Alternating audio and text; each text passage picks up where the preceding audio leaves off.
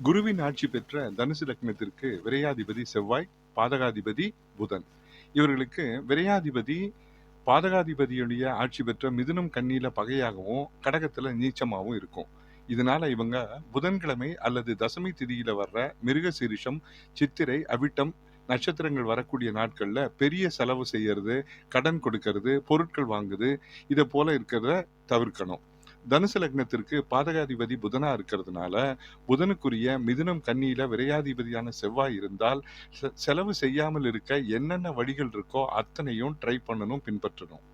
அதே சமயம் செவ்வாய் குருவோடு சேர்ந்தோ அல்லது மேஷம், விருச்சிகம், மகரத்திலோ இருந்தால் நிலம் வாங்குவது, நிலத்தில் முதலீடு செய்வது இதெல்லாம் சுப விரயமா மாறி பெரிய லாபத்தை கொடுக்கும். தனுசு லக்னக்காரர்களுக்கு லக்னாதிபதி குருவா இருக்கிறதுனால வியாழக்கிழமையும் பூச நட்சத்திரமும் கூடி வர்ற நாட்கள் நல்ல அதிர்ஷ்டம் தரும் நாளா இருக்கும்.